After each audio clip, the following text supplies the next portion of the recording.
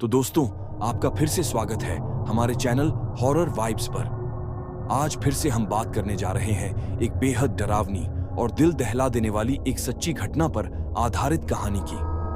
तो दोस्तों, ये कहानी शुरू होती है एक आर्यन नाम के एक लड़के से। वह बचपन में तो बहुत हंसमुख था, बहुत ही नटखट और उसके साथ साथ थोड़ा शरारती भी था।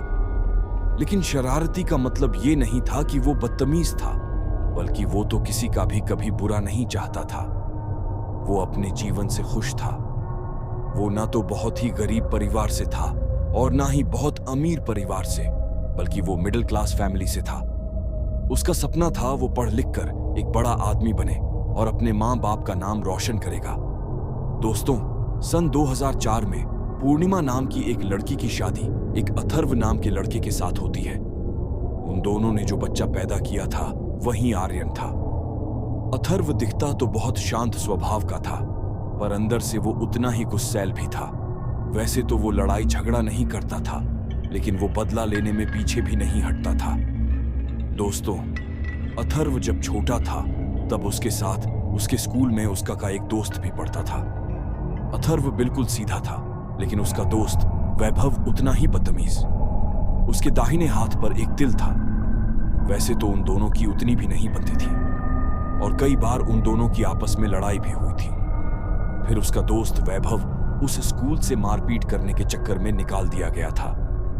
अब दोनों अपने अपने रास्ते पर हो चुके थे। उन लोगों का मिलना भी नहीं होता था, लेकिन वो एक दूसरे को भूले भी नहीं थे। जब दोनों बड़े हो जाते हैं, अथर्व एक सीधी सादी नौकरी करता था, लगभग 15 से 20 हजार रुपए में।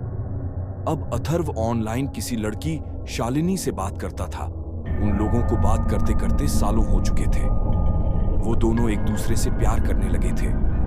लेकिन फिर ये बात अचानक शालिनी के भाई रोहित को पता चल जाती है। वो इसके लिए बिल्कुल भी राजी नहीं था। शालिनी के बर्थडे के दिन अथर्व चुपके से शालिनी से मिलने गया था। वहां पर उसका भाई भी मौजूद था।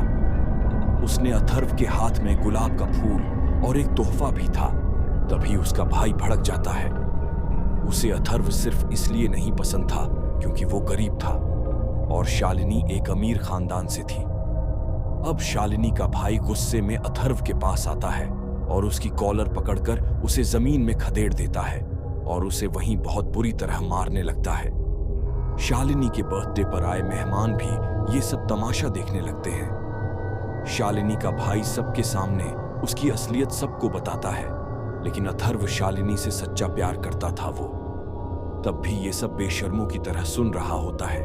तभी शालिनी का भाई अथर्व को धक्के मारकर अपने घर से बाहर निकाल देता है। अब कुछ दिन बीत जाते हैं।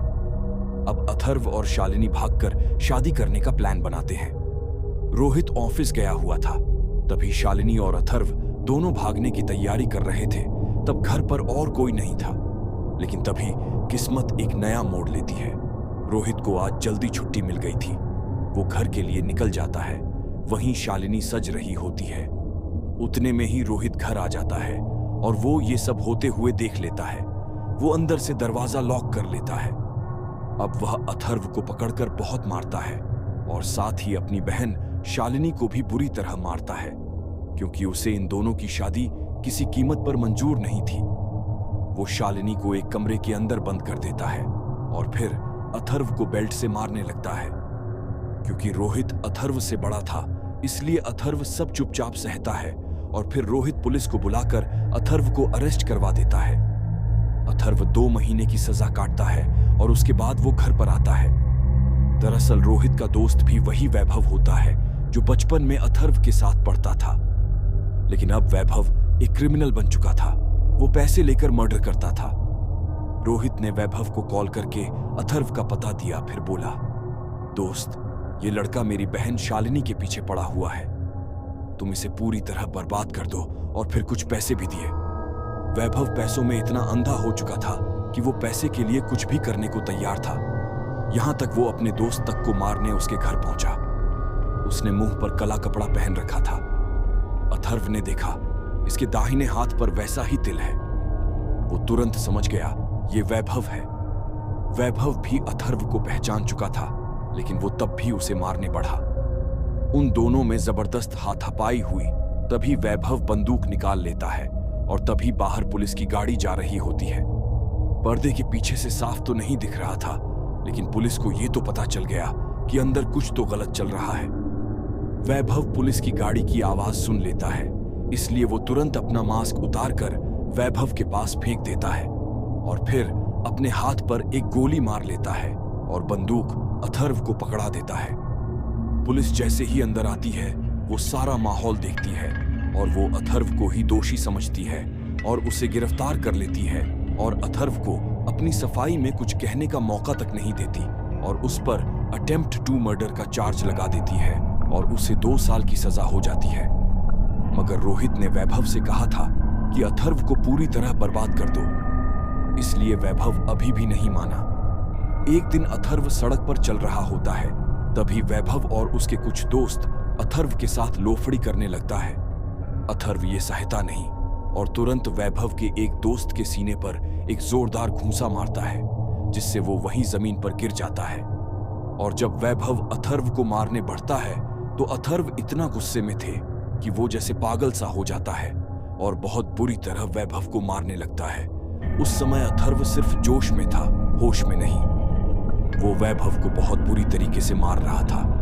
वैभव और उसके दोस्तों ने सोचा अभी इससे भिड़ना ठीक नहीं लगता। फिर वैभव और उसके दोस्त भाग जाते हैं, लेकिन वैभव भी अपना बदला लेने के इंतजार में था। 2 साल बीत जाते हैं। अब अथर्व की शादी पूर्णिमा नाम की लड़की से हो जाती है। अथर्व पूरी तरह से अपने अतीत को भुला देता है और अपनी जिंदगी की में आगे बढ़ जाता है। अब उसे पूर्णिमा से प्यार हो जाता है और 2 साल बाद उन्हें एक लड़का होता है जिसका नाम वो आर्यन रखते हैं। अब जब आर्यन बड़ा होता है तो उसके स्कूल में एक लड़का पढ़ता था, रौनक। उसकी गंदी हरकतों की वजह से अथर्व उसे बिल्कुल नहीं पसंद करता था। एक बार उन दोनों का झगड़ा हो जाता है। आर्यन रौनक को खूब मारता है। रौनक घर जाकर अपने पापा रोहित को यह बात बताता है।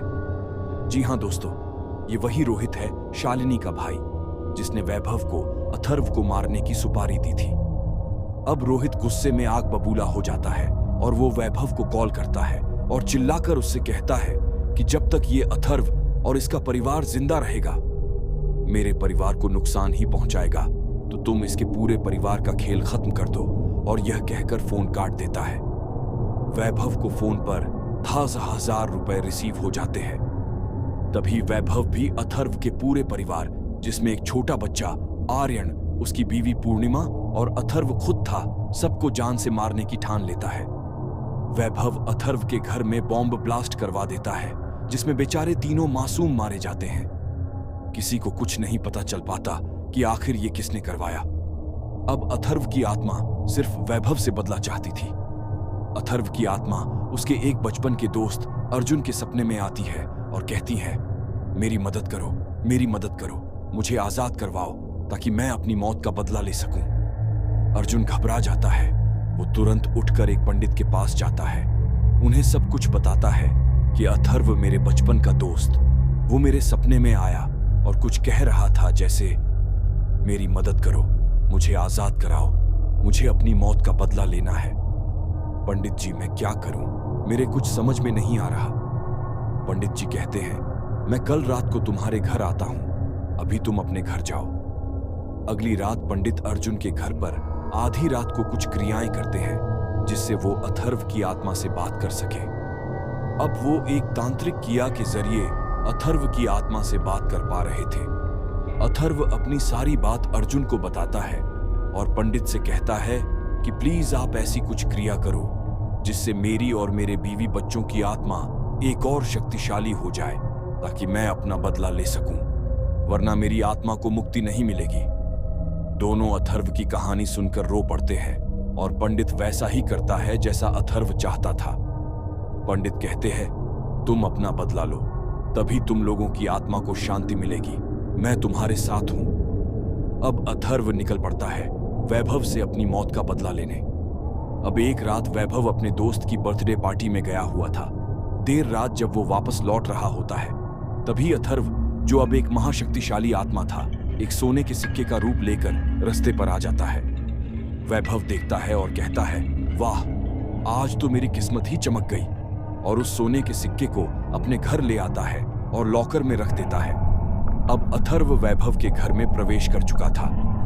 दोस्तों, आज के लिए बस इतना ही। लेकिन अगर आपको जानना है कि आगे क्या होगा और क्या अथर्व का बदला पूरा होगा, अगर हां तो कैसे, अथर्व अपनी मौत का बदला कैसे लेगा, और क्या अथर्व की आत्मा की आखिरी इच्छा पूरी हो पाएगी जिससे उन तीनों की आत्मा को मुक्ति मिलेगी? जानने के लिए जुड़े रहिए हमारे साथ और सब्सक्राइब करिए हमारे चैनल हॉरर वाइब्स को। पार्ट 2 जल्द आ रहा है। तब तक के लिए जय हिंद, जय भारत।